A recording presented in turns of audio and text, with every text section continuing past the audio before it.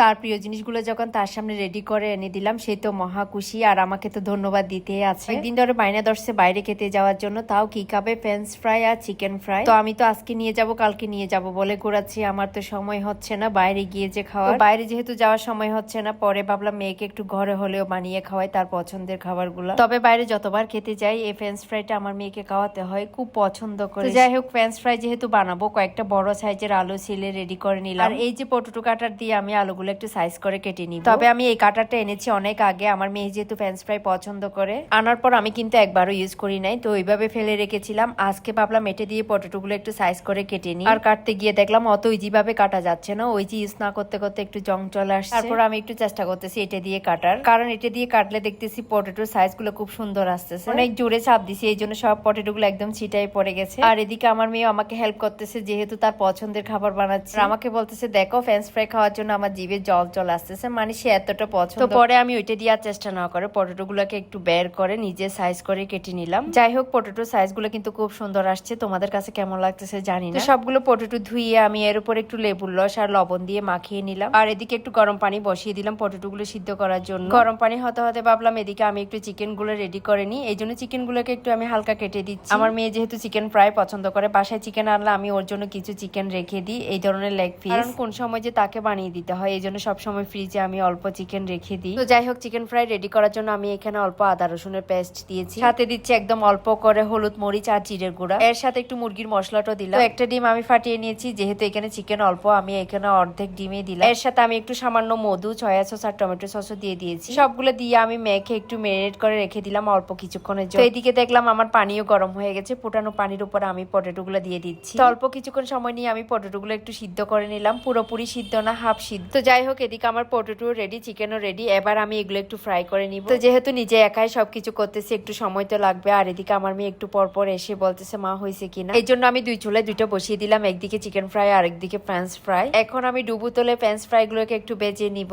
মোটামুটি আমার French fry আর chicken fry ready হয়ে গেল। আমি আবার পরে ভাবলাম আমাদের জন্য একটু স্যুপ বানাই, আমি আর আমার জামাই আবার একটু স্যুপ খেতে পছন্দ করি। আমার আবার চিকেন ফ্রাই আর ফ্রেঞ্চ ফ্রাই একটু কম পছন্দ, এই জন্য আমাদের জন্য একটু স্যুপও রেডি করে নিলাম। তো এই তাই স্যুপটা আমি কিভাবে রেডি করলাম এটার আর ভিডিও তোমাদের সাথে শেয়ার করতেছি না, কারণ একসাথে ভিডিও করা আর রান্না করা খুবই মানে এত কিছু করতে করতে আমি একটু ক্লান্ত হয়ে গেছি, পরে আমার আর মন চাচ্ছে না ভিডিও করতে। তো যাই হোক, পরে সবকিছু রেডি করে ওদের সামনে এনে দিলাম। আর এই যে খাবারগুলো দেখার পর সবচেয়ে বেশি খুশি হয়েছে আমার মেয়ে। আর এই যে দেখো খেতে খেতে আমাকে যে কতবার ধন্যবাদ দিচ্ছে বলার মতো না। তোর খুশিতে আমিও খুশি। আমার এই রেসিপিগুলো তোমাদের কাছে কেমন লাগলো অবশ্যই কমেন্টে জানাবে। তবে টেস্ট করার পর বুঝেছি সত্যি রেস্টুরেন্টে চেয়ে ভালো হয়েছে। নিজে রান্না বলে নিজে প্রশংসা করতেছি না, তোমাদেরকে যদি কোনোদিন খাওয়াতে পারতাম তোমরা অবশ্যই আমার মতো এই কথাটাই বলতে। প্রায় অনেকক্ষণ সময় রাখছে আমার এগুলো রেডি করতে, খেতে মনে হয় আমার 5 মিনিটের সময় লাগে না। তো যাই হোক, আজকের মতো আমি ভিডিওটা এখানেই শেষ করতেছি। Thank you so much.